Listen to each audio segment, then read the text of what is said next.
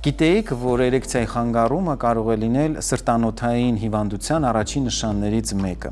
եւ այն, որպես կանոն, կարող է ի հայտ գալ կրծքավանդակի, ցավից կամ սրտանոթային համակարգի խնդիրներից 3-ից 5 տարի ավելի շուտ։ Սա ունի շատ պարզ բացատրություն, որովհետեւ սեռական անոթները չափազանց բարակ են եւ նրանց ախտահարումը ավելի շուտ է տեղի ունենում, քան սրտանոթային համակարգի անոթներինը, որոնք իրենց կազմությամբ շատ ավելի հաստ են։ Հետևաբար, եթե ախտահարվել են սեռական օրգանների անոթները, պետք է արդեն մտածել սիրտանոթային համակարգի վիճակի մասին։ Մեր գիշերային զրույցների ընթացքում մենք խոսում ենք այն ամենի մասին, ինչի մասին դուք սովորաբար լռում եք։ Բարի կես գիշեր։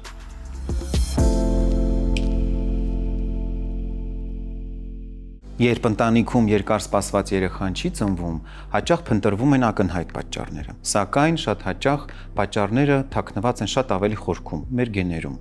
Ինչ դեր ունի գենետիկան անպտղության զարգացման հարցում։ Երբ է պետք դիմել գենետիկի եւ արդյոք ժամանակակից բժշկությունը հնարավորություն է տալիս լուծել այս խնդիրը։ Այս եւ այլ կարևոր հարցերի շուրջ այսօր խոսելու ենք Էկոսենս ախտորոշման կենտրոնի բժիշկ գենետիկ Գոհար Շարսուվարյանի հետ։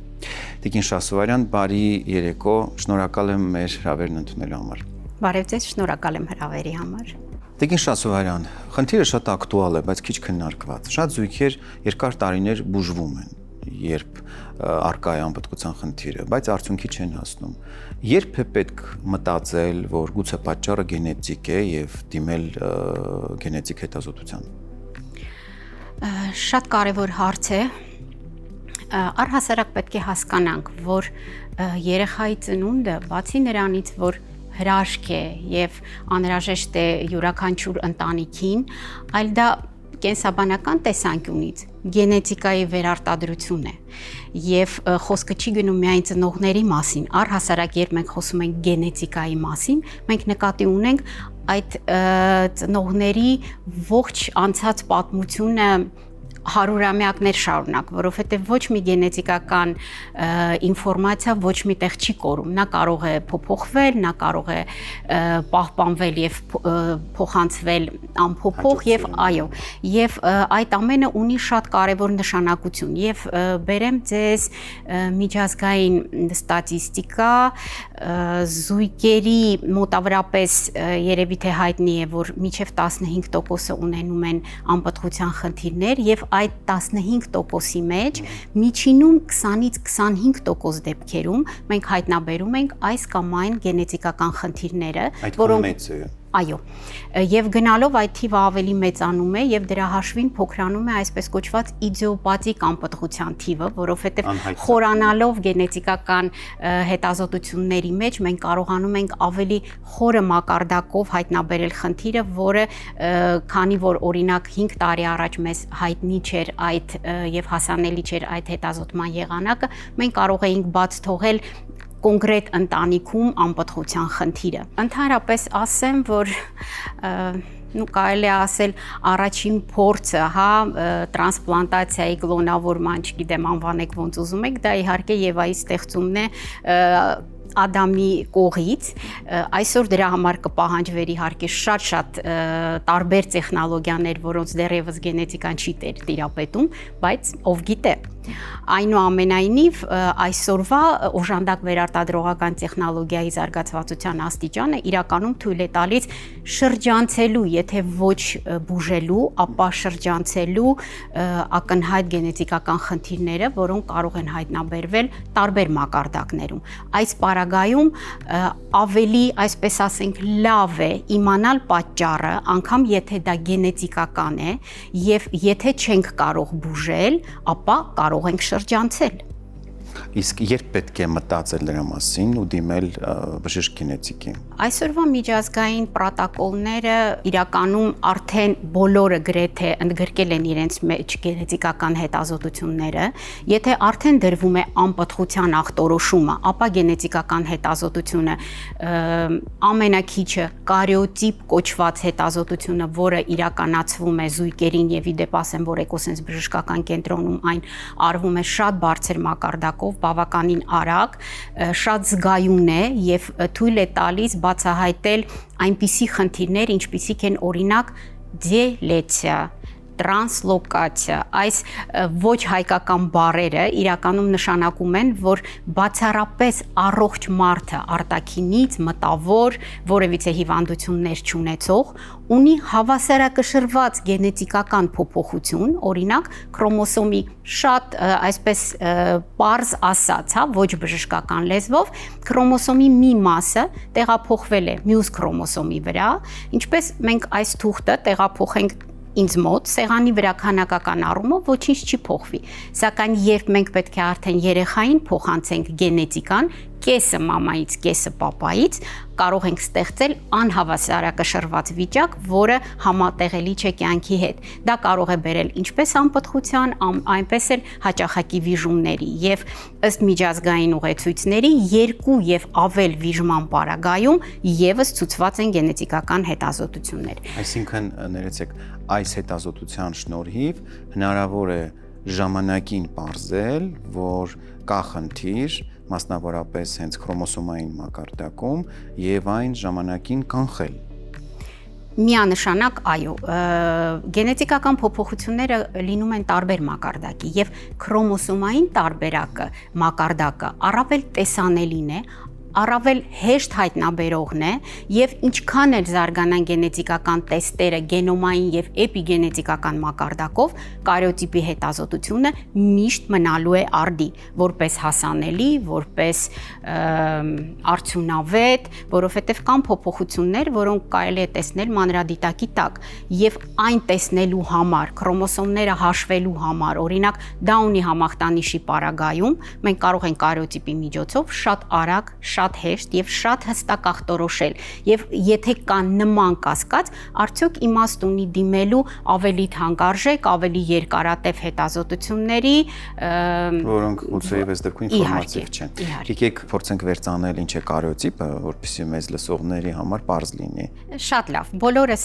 անցել ենք միջնակարգ դպրոցը եւ հիշում ենք, որ յուրաքանչյուր մարդ ունի 46 քրոմոսոմ, այսինքն 23 զույգ, յուրաքանչյուր կեսը գալիս է մամայից կամ պապայից, այդտեղ թաքնված է ամբողջը մեր մասին, երևի թե ոչ միայն հիվանդությունները, մեր ընտանեկան պատմությունը, այլ միգուցե եւ ճակատագիրը։ Ինչևից է։ Սովորական երակային արյան միջոցով հնարավոր է այդ կարիոտիպը որոշել, մասնագիտացված մանրադիտակով կարելի է տեսնել, հաշվել եւ անգամ տեսնել ոչ միայն քրոմոսոմների քանակական, այլև որոշ չափով կառուցվածքային փոփոխությունները, որը որ կոնկրետ մեր կոնտեքստում, այսինքն վերարտադրողական կոնտեքստում շատ կարեւոր են եւ ելի եմ կրկնում, բացարձակ առողջ մարդը կարող է կրող լինել նման տիպի փոփոխության եւ չիմանալ դրա մասին եւ բժշկագենետիկական խորհրդատվության ընթացքում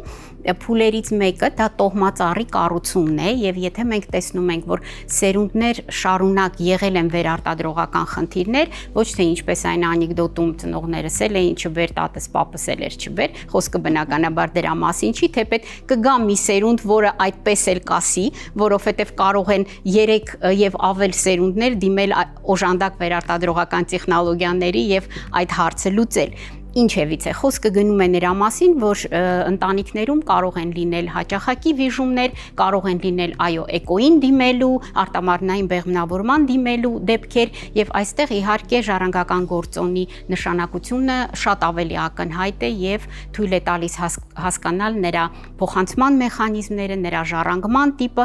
որը արդեն նաեւ ունի պրոգնոստիկ նշանակություն։ Ես դրա մասին եմ ուզում խոսեինք, անպտղությունը կարելի ասել, որ նաև ժառանգական խնդիր է, եթե օրինակ ընտանիքում եղել են այդպիսի դեպքեր, սա մեծացնում է ռիսկը։ Ինչպես ասացի, այո միանշանակ, օրինակ կան հստակ Y քրոմոսոմի հետ կապված խնդիրներ, Y քրոմոսոմի միկրոդելեցիաներ, այդ բառը նշանակում է, որ Y քրոմոսոմի մի փոքր հատվածը պակասում է, քանի որ ինքը քրոմոսոմը առանց այդ էլ մեծ չի, առանց նեղանալու եւ կրում է հիմնականում սերրեի հետ կապված գեներ, որոնք պայմանավորվում են արական սեռի արկայությունը, զարգացումը եւ այլն, ապա անգամ մի փոքր հատվածի բացակայությունը կարող է առաջացնել այնպիսի խնդիրներ, ինչպիսիք են օլիգոզոոսպերմիա, ազոոսպերմիա եւ դա իհարկե հայրը պարտադիր կփոխանցի իր որդուն, եթե անգամ դիմի օժանդակ վերարտադրողական տեխնոլոգիաների, եւ այդ դեպքում մենք երբեմն քննարկում ենք նաև սերի սելեկցիան, որպիսի արդեն հաջորդ սերունդի մոտ կանխենք նման խնդիրը։ Նշենք, որ օլիգոզոսպերմիան դա սերմի որակական ու քանակական ցուցանիշների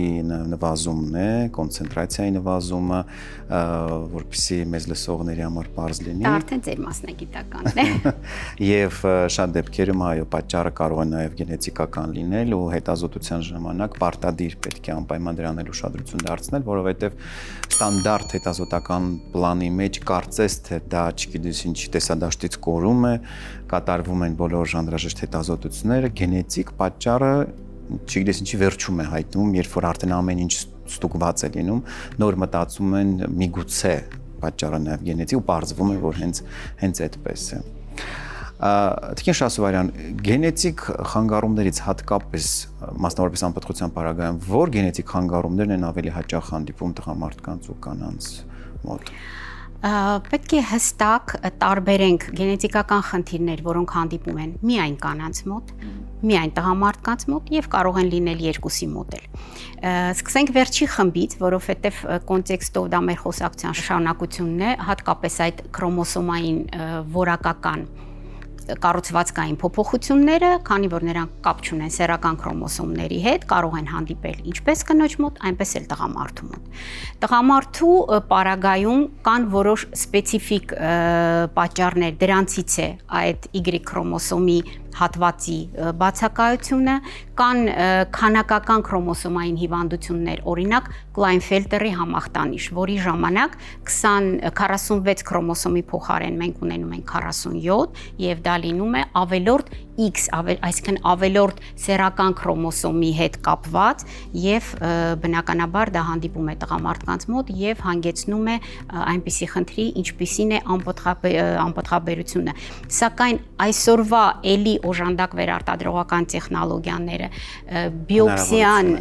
թույլ է տալիս անգամ մեկ սպերմատոզոիդ հայտնաբերելու պարագայում եւ կան այդպիսի բազմաթիվ փորձեր, արդեն արդյունավետ փորձեր, անգամ Հայաստանում, որոնք թույլ են տալիս, այո, այդ մարդկանց ունենալ առողջ սերունդ։ Դա արդեն այլ խոսակցություն է, որովհետեւ նրանց սպերմատոզոիդը նույնպես կարող է կրել այդ քանակական խնդիրը եւ արդեն բեղմնավորման ժամանակ բեղմնավորումից առաջ իրականացվում է այսպես կոչված նախաիմպլանտացիոն տեստավորումը,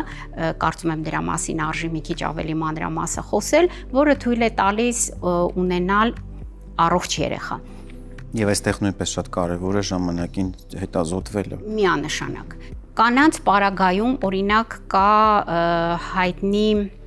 փխրուն X քրոմոսոմի համախտանիշ։ Եթե վերցանենք անվանումը առանձին, X քրոմոսոմը արդեն հասկացանք, որ դա սեռական քրոմոսոմն է, փխրուն նշանակում է, որ նա անկայուն է, նրա հաշվին, որ նրա մեկ հատվածը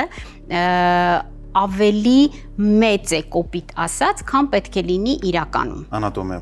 Անատոմիապես կառուցվածքային եւ դա ստեղծում է անկայուն իրավիճակ։ Այս պարագայում, քանի որ կինը ունի 2X, երկրորդը որոշ չափով կոմպենսացնում է, սակայն նման կանայք ունենում են ձվարանների վաղաժամ սպառման համախտանիշ, այսինքն եթե բժիշկը լինի, դա ռեպրոդուկտոլոգը լինի, դա գինեկոլոգը, տեսնում է, որ կնոջ մոտ մինչև 45 տարեկանը արդեն ձվարանների ռեզերվը սպառված է, առավել եւս եթե նա նշում է, գիտեք, իմ մամայի մոտ էլ պետք է մտածել, որ սրա տակ կա ժառանգական խնդիր, որովհետև տղամարդկանց պարագայում նույն խնդիրը առաջացնում է շատ ավելի ծանր մտավոր զարգացման, խոսքի, վարքագծային խնդիրներ, քանի որ տղամարդիկ չունեն երկրորդ X-ը, որը կկոմպենսացներ այդ խնդիրը։ Տիկին Շասովարյան, դուք ձեր խոսքում նշեցիք Դաունի համախտանիշը։ Այսօր աշխարհը բավականին այդ առումով կարծես թե զարգացել է։ Կուզենայի ավելի մանրամասնեիք, հատկապես գենետիկայում ինչ նոր խոսք կա այդ առումով։ Կրկին հստակեցնեմ, ինչ է իրենից ներկայացնում Դաունի համախտանիշը, 46 քրոմոսոմների փոխարեն մի հատ ավելորդ 21-րդ քրոմոսոմը։ Մենք գիտենք, որ Դաունի համախտանիշը այսօր առավել հաճախ հանդիպող քանակական քրոմոսոմային խնդիրներից է, որը հավասարաչափ կարող է լինել ինչպես տղաների, այնպես էլ աղջիկների մոտ։ Եվ աշխարհում փոխվել է շատ բան ոչ միայն ախտորոշման, կանխարգելման հարցում, այլ նաև այս մարդկանց ընդունելու հարցում եւ անգամ ընտանիքի կողմից որոշում կայացնելու հարցում։ Երևի թե իմաստ ունի սկսենք կանխարգելումից առանց որևիցե մեկի նեղացնելու։ Կանխարգելումը հնարավոր է հղիության ամենավաղ փուլից սկսած, անգամ 10 շաբաթականից սկսած, այսօր գոյություն ունեն սկրինինգային տեստեր, հատկապես NIPT կոչվածը, որը եթե վերցանենք կնշանակի ոչ ինվազիվ գենետիկական տեստավորում, որը ենթադրում է, որ արյունը վերցնում են մամայից եւ ոչ թե պտղից։ Քանի որ բոլորս գիտենք, որ 9-10 շաբաթականից սկսած մամայի արյան մեջ արդեն արկա է երեխայի DNT-ն եւ իդեպ ասեմ, որ դա պահպանվում է ընդմիշտ։ Քանի հղիություն որ կինը ունեցել է, այդ բոլոր երեխաների DNT-ն նրա արյան մեջ կա։ Զուտ հղիության 9-10 շաբաթականից սկսած նրա քանակը բավական է, որպեսզի մենք նրան օգտագործենք որպես հետազոտման նյութ։ Եվ դրա միջոցով մենք կարող ենք հայտնաբերել ռիսկը 21-րդ քրոմոսոմի հետ կապված, այսինքն Դաունի համախտանիշի 13, 18 եւ մի շարք հիմա կան կոմերցիոն շատ տենց լայն տեստեր, իդեպ ասեմ, որ Էկոսենս ախտորոշիչ կենտրոնում եւս դա արվում է շատ բարձր մակարդակով համագործակցության միջոցով եւ թույլ է տալիս վաղ շրջանում արդեն կամ բարակտել այդ վախը կամ հայտնաբերման դեպքում հնարավորություն տալ ճիշտ որոշում կայացնելու, որովհետև բժշկագենետիկական խորհրդատվության ամենաառաջի օրենքը դա ոչ դիրեկտիվությունն է, այսինքն հայտնաբերելով խնդիրը եւ համոզված լինելուն դրանում, մենք պարտավոր ենք պատշաճ տեղեկացնել ինչ կարող է լինել, սակայն ցանկացած դեպքում վերջնական որոշումը լինում է միայն զույգինը։ Հատուկ ուզում եմ նշել, որ NIPT-ը դա սկրինինգային հետազոտություն է։ Նրա հիման վրա երբեք չի ընդունվում որոշում հղիությունը ընդհատելու։ Պահպանելու, այո, որովհետև պահպանման պարագայում նրա ճշգրտությունը, այսինքն լավ պատասխանի պարագայում, ցածր ռիսկի պարագայում նրա ճշգրտությունը հասնում է մինչև 99.9%-ի, սակայն եթե մենք ունենք Դաունի համախտանիշի բարձր ռիսկ, իսկ ճիշտ NIPT-ի պատասխանը ձևակերպվում է միայն այդպես, բարձր ռիսկ։ Այդ պարագայում մենք պարտավոր ենք հաջորդ փուլում այդ ռիսկը կամ հաստատելու կամ բացառելու համար իրականացնել արդեն ինվազիվ ախտորոշիչ հետազոտություն, այսինքն վերցնել կամ ամնիոտիկ հեղուկը 15-ից 16 շաբաթականում կամ ավելի վաղ 11-ից 13 շաբաթում անել խորիոն բիոպսիա, ելի եմ ասում, տալ պատշաճ տեղեկատվություն եւ որոշումը թողնել ծնողներին, որովհետեւ այսօր ելի եմ ասում, մարդիկ պատրաստ են ընդունելու նման ախտորոշումով շատերը հասնում են շատ հաջողությունների եւ կարողանում են ինտեգրվել։ Տիկին Շասուվարյան, գենետիկ հատկապես ինչ հետազոտություններ են անհրաժեշտ, որոնք պետք է կատարել անպտղության պարագայում եւ արդյոք կա անհրաժեշտություն ասելու, որ պարտադիր պետք է սկզբից ստուգվի օրինակ տղամարդը, հետո կինը, թե երկուսն էլ հավասարապես պետք է անցնեն այդ հետազոտությունները։ Սկսեմ վերջից, քանի որ երեխայի ստեղծման հարցում եւ կինը եւ տղամարդը մասնակցում են հավասարաչափ, ապա կարծում եմ խտրականությունը այստեղ անընդունելի է անգամ հայկական միջավայրում։ Եվ հղիությունը նույնպես իհարկե զույգային գործընթաց։ Միանշանակ։ Ինչ վերաբերվում է հետազոտություններին, կան հետազոտություններ, որոնք զույգով է արվում, կոպիտ ասված, դա իմ նշած կարիոտիպի հետազոտությունն է, հույսով եմ հեռուստադիտողները արդեն դա կֆիքսեն, կհիշեն եւ կհասկանան ինչի մասին է խոսքը։ Կա սկրինինգային հետազոտություն զույգի համար, որը թույլ է տալիս կանխատեսել աուտոսոմ ռեցեսիվ հիվանդությունների ռիսկը այս ընտանիքում։ Հիմա հերթով բացատրեմ։ Քանի որ մեր հայերի մոտ շատ ընդունված է միջհայկական ամուսնությունները եւ մենք շատ հին ազգ ենք, ռիսկը, որ նույն հիվանդության գենը կկրկնվի եւ տղամարդու եւ կնոջ մոտ դարեր շարունակ եկած շատ ավելի մեծ է, քան այն պոպուլյացիաներում, որտեղ խառը ամուսնություններ են։ Եվ այս պարագայում օրինակ ընտանեկան միջերկրածովյան տենդը գիտենք, որ յուրաքանչյուր հաջորդ սերունդում հաճախականությունը շատ ավելի մեծ է, քան նախկինում, որովհետև գենակիրների հաճախականությունն է մեծանում յուրաքանչյուր հաջորդ սերունդում։ Գրեթե ամեն 4-5-րդ հայ այդ գենը կրողն է։ Թեպետ խոսքը այդ հիվանդության մասին չէ, որովհետև այն չի պատկանում ծանր ժառանգական հիվանդություններին, որոնք պահանջում են նախապես իմանալ կամ ինչ-որ միջոցառումներ ձեռնարկել։ Դա վերահսկվող եւ կյանքի տևողության վրա չազդող հիվանդություն է, կարծում եմ դա առանձին հաղորդման թեմա է։ Սակայն կան ծանր հիվանդություններ, որոնք գենակիրների մոտ չեն արտահայտվում ընդհանրապես, սակայն նույն հիվանդության գենը կրող զույգի համար յուրաքանչյուր հղիության ժամանակ կա 25% ռիսկ ունենալու հիվանդ երեխա։ Դա հայտնաբերելու միակ եղանակը զույգի տեստավորումն է։ Եվ եթե կան շատ թե քիչ ավելի մոտ արյունակցական ամուսնություններ, իհարկե զույգը դիմում է գրագետ զույգը դիմում է բժշկագենետիկական խորհրդատվության, մենք հաշվարկում ենք ռիսկը, կան հատուկ բանաձևեր, կոչվում է իմպրիցինգի գործակից, այսինքն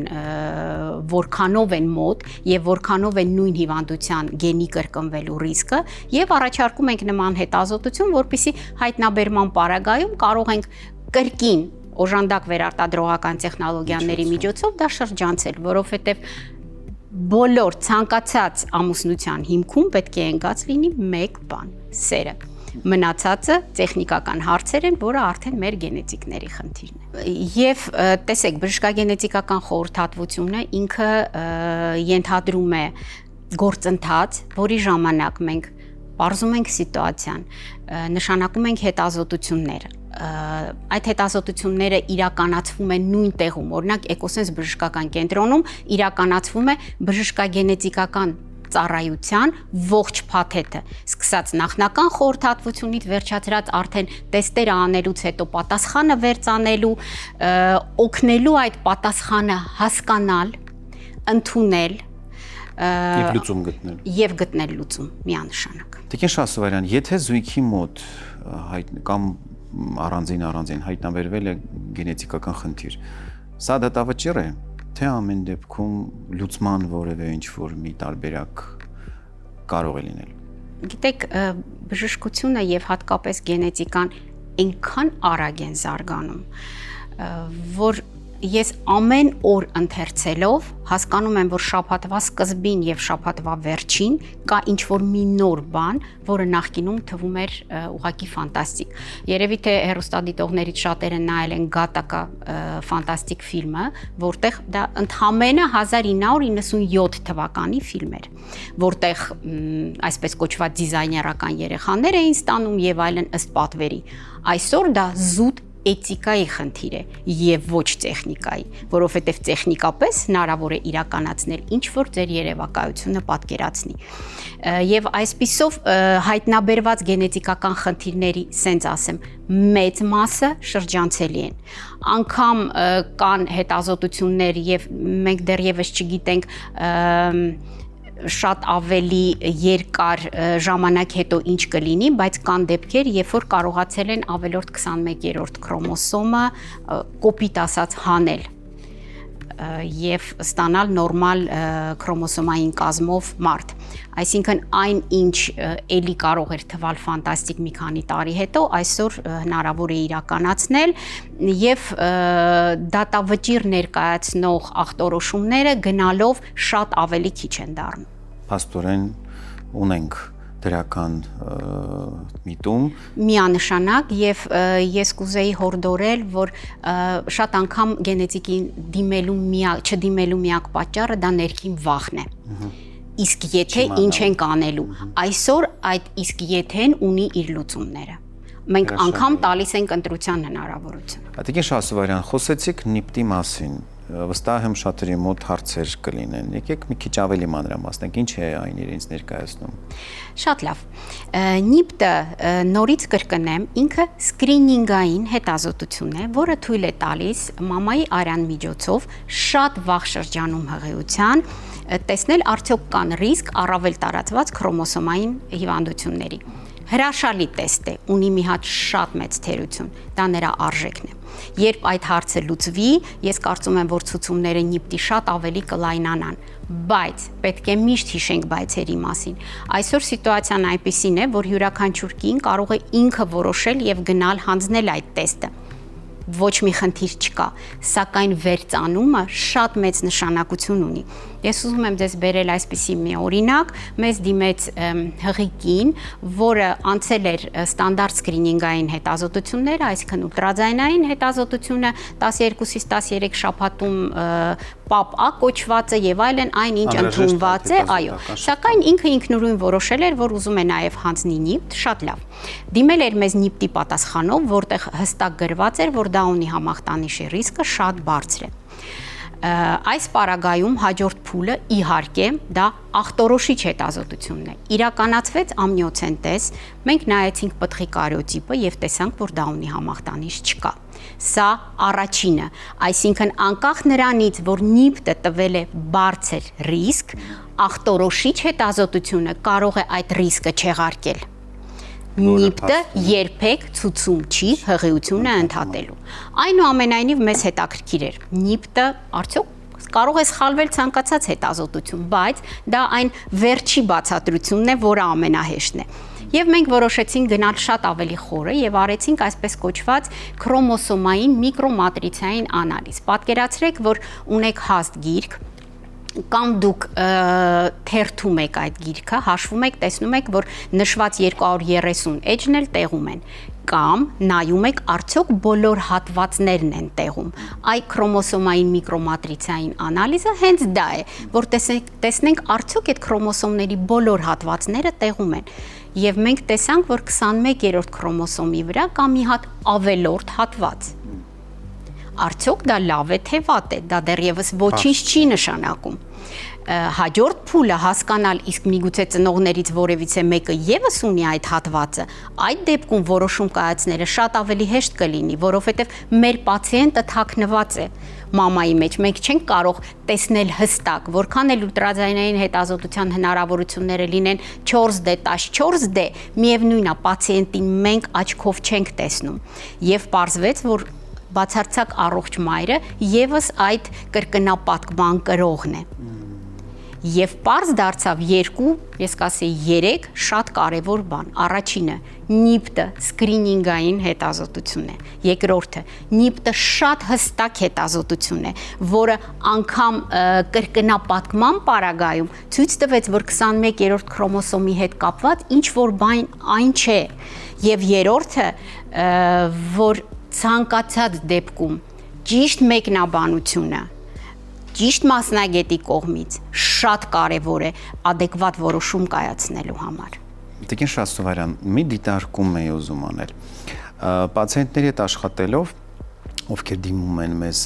սեռական խնդիրներով, նաև անպտղության հարցերով, խոսքը մասնավորապես տղամարդու անպտղության մասին է։ Նկատվել է, որ այն տղամարդիկ, որոնց մոտ անպտղության պատճառը գենետիկ գործոնն է, նաև նշում են սեռական գանգատներ։ Ես կուզենայի ձեր կարծիքը իմանալ, ունենք մենք նման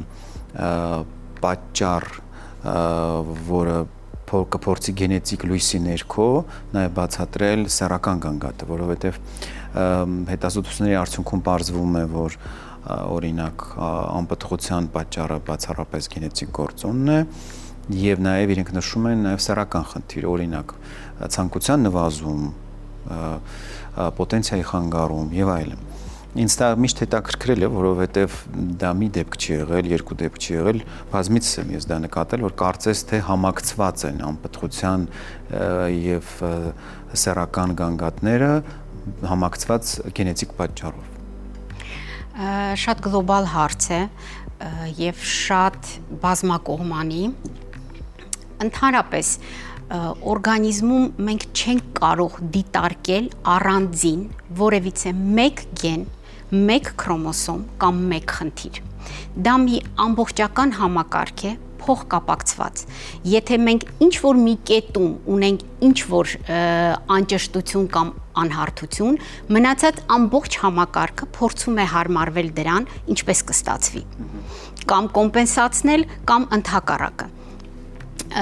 Իսկ առհասարակ սեռական սֆերայի հետ կապված, այդտեղ գործոնները այնքան շատ են, լինի դա հոգեբանական, լինի դա հորմոնալ, լինի դա գենետիկ մակարդակով, որովհետև ինչպես ասացի, Y քրոմոսոմի վրա գտնվող գեները նրանք պատասխանատու են ողջ սեռական այդ կասկադի համար, ինչու ոչ նաև էրեկտիլ ֆունկցիայի համար։ Եվ գենետիկ փոփոխությունները հազվադեպ են լինում մեկ գենի։ Կարող է նույն պացիենտի մոտ լինել գենետիկական նախատրամադրվածություն, օրինակ սրտանոթային խնդիրների, որը որ գումարվելով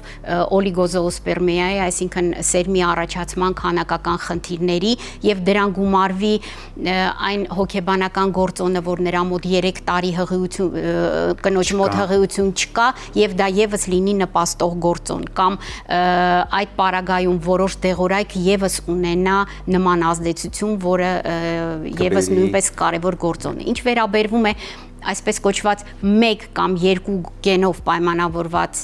սեռական խնդիրների, դեռևս նման գեներ չկան, բայց կան շատ հետաքրքիր հետազոտություններ, օրինակ պարզած է, որ SIM1 գենը, հեշտ է հիշել մեր SIM քարտի պես, հա, SIM1 գենը ինքը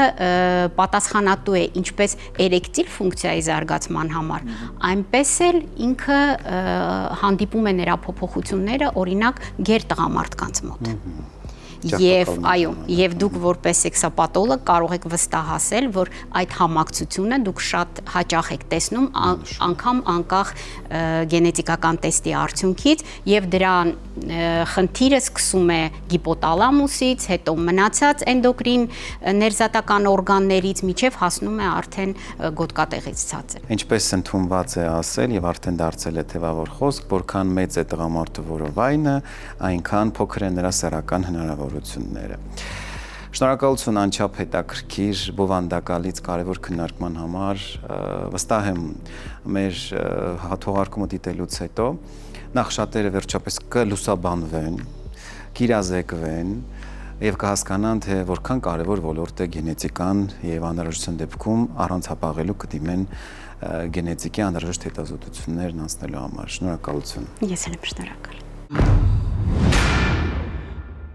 Սեռական այբուբեն խորագրի ներքո ես սովորաբար պատասխանում եմ բոլոր այն հարցերին, որոնք դուք ուղարկում եք մեզ։ Շնորհակալություն մեզ հետևելու եւ վստահելու համար, դա անչափ կարեւոր է։ Իսկ այժմ կարդամ հարցը։ Բարև ձեզ, վերջին 1 տարվա ընթացքում սկսել եմ նկատել, որ մազերս շատ նոսրացել են, հատկապես ճակատի եւ գլխի վերին հատվածում։ Սկզբում մտածում էի երևի ժառանգական է, հետո զգացի, որ ցանկությունն էլ այլևս չունեմ։ Երբեմն էլ էրեկցիա արդեն նախկինի պես չէ։ Անկեղծ ասած սկսել եմ կորցնել նաեւ ինքնավստահությունս։ Ես 39 տարեկան եմ։ Կարող են այս բոլոր խնդիրները կապված լինել իրար հետ եւ ինչ պետք է անել։ Մեր պրակտիկայում մենք հաճախ ենք նկատում, որ սեռական խանգարումները համակցված են լինում օրգանիզմի այս կամ այն հիվանդության հետ։ Մազաթափությունը եւս բացառություն չէ, որովհետեւ նրանք ունեն ընդհանուր պատճառագիտություն, հորմոնային խանգարումներ։ Փորձեմ ավելի բարձ բացատրել։ Գաղտնիք չէ, որ սեռական համակարգի գլխավոր ապահովողը, դիրիժորը սեռական հորմոններն են, մասնավորապես տեստոստերոնը, որի մասին մենք շատ ենք խոսել։ Տեստոստերոնը գլխավոր սեռական հորմոնն է, որը տղամարդուն դարձնում է տղամարդ, իսկ սեռական ցանկությունը իրագործելու համար ինչ է պետք տղամարդուն, ճիշտ եք, բավարար մակարդակի տեստոստերոն։ Հիմա մազարմատի սնուցման հարցում պարզվել է նույնպես կարևոր է տեստոստերոնը, հատկապես նրա մազարմատի սնուցման այն հարցում, որը դեպքում մենք գործ ունենք անմիջապես սնուցման խանգարումների հետ, քանի որ ինչպես լսել եք մեր հաղորդումներից մեկի ժամանակ, մազաթափության պատճառը հենց հորմոնային դիսբալանսն է, մասնավորապես ակտիվ տեստոստերոնի ավելցուկը։ Հիմա, եթե մենք ունենք փաստացի հորմոնային դիսբալանս եւ շատ դեպքերում նաեւ դրա հետ ուղեկցվող ստրես, ապա պարզ է դառնում, որ կարող է տուժել եւ պոտենցիան եւ նաեւ մազաթափությունը։ Մասնավորապես, եթե ունենք օրինակ պրոլակտինի բարձրացում, դա տեստոստերոնի կոնկուրենտն է եւ տեստոստերոնի նվազում, արդյունքում ունենում ենք սեռական ցանկության իջեցում եւ դրա հետ մեկտեղ նաեւ պոտենցիայի խանգարում, որը կարող է նաեւ պացիենտը նկատել ժամանակի ընթացքում խորացման տեսքով։ Մազաթափությունն էլ այս դեպքում որպես զուգակցող խնդիր է։ Լուծելի է այս խնդիրը, իհարկե լուծելի է եւ նման դեպքերում մենք անպայման սկսում ենք թիմային աշխատանք բժիշկ էնդոկրինոլոգի հետ։ Ինչու՞, որովհետեւ հորմոնային շտկումները պետք է անի բժիշկ էնդոկրինոլոգը, եթե գործ ունենք արդեն լուրջ ախտահարումների հետ, օրինակ վահանաձև գեղձի, իսկ վահանաձև գեղձի խանգարումները նույնպես հաճախ բերում են թե սեռական խանգարման, թե մազաթափության։ Ինչպես ենք նման դեպքում վարվում։ Դե արդեն պարզ է, սեռական ֆունկցիան պետք է խթանենք, հայտնաբերելով պատճառը, անցկացնելով համապատասխան հետազոտություններ, գտնելով այն հիմնական գործոնները եւ պատճառները, որոնք բերել են սեռական խանգարման եւ նշանակել համապատասխան սեռախթանիչներ։ Դրանք դուք գիտեք, մենք շատ ենք խոսել, եւ բուսական ծագման ունենք, եւ քիմիական ծագման, դա որոշում է արդեն բժիշկը։ Օրինակ, կարող է լինել վիտամիններ, կարող են լինել տարբեր տեսակի խառնուրդներ, որոնց մեջ կան միներալներ եւ վիտամիններ, կարող են լինել քիմիական ծագման խթանիչներ։ Իսկ մազաթափության խնդիրը լուծելու հարցում մեզ կարող է օգնության հասնել Alpen Pharma-ի Alpenta բուսական հավելումը։ Մեր գործընկեր Alpen Pharma-ն ներկայացնում է Alpenta բնական հավելումը։ Այն արտադրվում է հատուկ Շվեյցարիայի պատվերով եւ նախատեսված է եվրոպական շուկայի համար։ Ի տարբերություն սովորական միջոցների, Alpenta-ն չի քողարկում խնդիրը, այն բջջային մակարդակով սնուցում է մազարմատը շնորհիվ կերատինի, կորեկի հարուստ մզվածքի եւ բժշկական խմորասնկերի։ Կանանց եւ տղամարդկանց համար նախատեսված այս հավելումը դադարեցնում է մազաթափությունն ու ապահովում նոր մազերի արագ աճը։ Այն մազին հաղորդում է ամրություն եւ պաշտպանում կոտրատվելուց։ Ընդամենը օրական 1 պատիճ սննդի հետ եւ ձեր մազերը կրկին կունենան առողջ ու փայլուն տեսք։ Կուրսի տևողությունը 3 ամիս է։ Անհրաժեշտության դեպքում կուրսը կարող է երկարաձգվել կամ կրկնվել։ Մեկ տուփը պարունակում է 1 կուրսի համար անհրաժեշտ ամբողջ խմբաքանակը։ Alpenta արմատական լուծում բառի ուղիղ իմաստով։ Իսկ այժմ կարդամ երկրորդ հարցը։ Բարև ձեզ, 44 տարեկան եմ, վերջին 1 տարվա ընթացքում նկատել եմ, որ էրեկցիան այլևս նախկինի պես վստահելի չէ։ Մի օր ամեն ինչ նորմալ է, մյուս օրը ոչ, եւ հիմա արդեն յուրաքանչյուր սեռական հարաբերությունից առաջ սկսում եմ անհանգստանալ, թե արդյոք ամեն ինչ կստացվի։ Սա կարող է լինել ժամանակավոր խնդիր, թե արդեն էրեկցիայի խանգարման առաջին նշաններն են, որոնք բուժման կարիք ունեն։ Ելնելով ձեր նշված գանգատներից կարելի է եզրակացնել, որ սեռական խանգարումը արդեն սկսվում է։ Ինչու արդեն, որովհետև եթե պոտենցիան ժամանակի ընթացքում սկսում է արդեն տատանվել, պետք է մտածել, որ ինչ-որ բան այն չէ։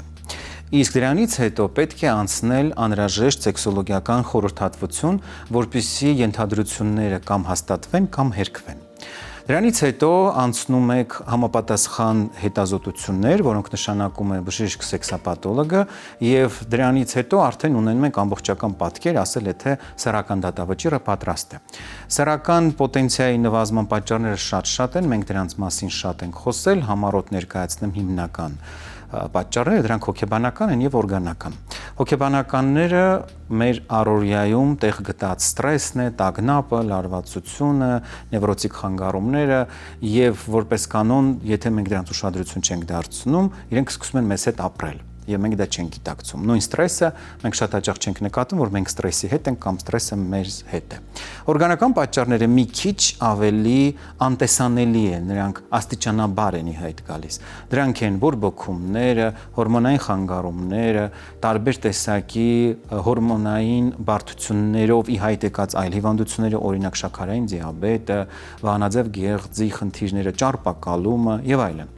Իսկ եթե ավելի ընդհանրացված ասենք, մեր պրակտիկայում մենք հանդիպում ենք միքս տարբերակներ, այսինքն խառը, որի դեպքում լինում է եւ հոգեբանական եւ օրգանական պատճառը։ Սրանք արդեն կհայտնաբերի սեքսապաթոլոգը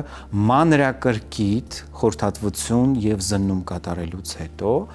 եւ արդեն կնշանակի անհրաժեշտ հետազոտություններ, որոնց վրա ես հիմա կանգ չեմ առնի, եւ դրանից հետո արդեն կնշանակի բուժում։ Բուժումը իհարկե կախված է թե որն է պատճառը։ Եթե պատճառը հոգեբանական է, սկսում ենք հոգեբանական պատճառի վերծանումից եւ վերացումից, եւ շատ դեպքերում ընդգրկում ենք նաեւ կնոջը։ Կինը նույնպես կարող է դառնալ բուժման մեջ շատ կարեւոր օգնական, քանի որ սեռական ֆունկցիան գիտեք զույգային է։ Եթե օրգանական է, բնականաբար պետք է վերացնենք օրգանական պատճառը եւ նշանակենք արդեն սեռախթանիչներ, եկանք հասանք կարևոր կետին բուժման։ Սեռախթանիչները տարբեր են, դրանք լինում են եւ բուսական եւ քիմիական ծագման, որպես կանոն մենք երկուսն էլ օգտագործում ենք։ Այս հարցում անչափ մեծ նշանակություն ունեն ճիշտ դոզավորմամբ ընտրված եւ սպეციფიկ ազդող սեռախթանիչները։ Եվ մեզ շատ է օգնում մեր հաղորդման գործընկեր Հայսամ ընկերության Տադաֆորտ դեղամիջոցը։ Տադաֆորտը ունի երկու դոզավորում՝ 5 եւ 20։ 5-ը նախատեսված է բուժման ամենօրյա կուրսի ժամանակ, երբ որ ունենք անոթային խնդիր, արյան շրջանառությունը խախտված է, իսկ 20-ը նշանակում ենք սովորաբար պլանավորված սեռական հարաբերության ժամանակ, երբեմն էլ նույնիսկ խորհուրդ ենք տալիս փորձել 10-ը, որովհետև շատ պացիենտներ գոհ են նաև 10 միլիգրամից։ Ինչով է առանձնանում Տադաֆորտը իր նախորդ սերնդի, այսպես ասած, մրցակիցներից։ Արագ է ազդում, որը շատ կարևոր է, տղամարդը ուզում է, որ իր սեռական պոտենցիան շատ արագ լուծվի, որովհետև սպասում է այնտեղ սիրելին շունչը պահած, եւ նաեւ երկար է պահպանում իր ազդեցությունը, որը նույնպես շատ կարևոր է, որպեսզի անկողնում ինքը իր սեռական խարակիրիները կարողանա պարբերաբար իրականացնել, այլ ոչ թե այդպես մեկ անգամ անի ու վերջ։ Դրա համար Տադաֆորտը հրաշալիորեն օգնում է լուծել խնդիրը եւ պահպանել։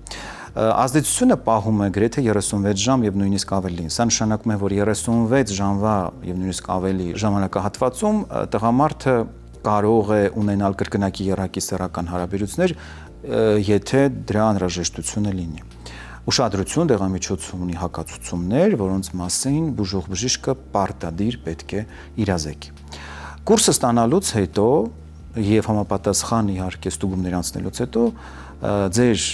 սեռական առողջությունը հարգելի նամակագիր լիովին կվերականգնվի եւ դուք կվայելեք ձեր սեռական բերկրանքը։ Եթե դուք պատահաբար ուզում եք երկարաձգել նաեւ սեռական ակտի տևողությունը, որպեսզի ձեր սիրելին գոհ լինի ձեզանից մինչեւ կյանքի վերջ, հոգ չէ։ Այդ հարցում դարձյալ կարող է օգնել Հայսամ ընկերությունը իր դապոքսետին դեղամիջոցով։ Դապոքսետինը ունի նույնպես երկու դոզավորում 30 եւ 60 դոզան ընտրում է բուժող բժիշկը կախված նախ խնդրի վաղեմությունից եւ նաեւ բարդության աստիճանից։ Իդեպ ասեմ, որ դապոքսետին ու Տադաֆորտը հրաշալիորեն կարելի է օգտագործել համատեղ, զուգակցված, ճիշտ դոզավորմամբ, որը ինչպես արդեն ասացի, կընտրի բժիշկը, եւ շատ կարճ ժամանակ անց ձեր սեռական կյանքը կսկսի արդեն շքերթներ ցուցաբերել, իսկ ձեր սիրելին գոհ կլինի ձեզանից մինչեւ հոգու խորքը։ Դե ինչ, ավարտվեց եւս մի գիշերային զրույց։ Հուսով եմ այն օգտակար էր։ Շնորհակալություն մեզ հետևելու, մեր տեսանյութերը տարածելու եւ մեկնաբանելու համար։ Գրեք մեզ, մենք շատ արագ կարձագանքենք ձեր հարցերին։ Շնորհակալություն մեզ վստահելու համար։ Մեր գիշերային զրույցների ընթացքում մենք խոսում ենք այն ամենի մասին, ինչի մասին դուք ուզում եք լսել։ Մինչ հաջորդ գիշեր։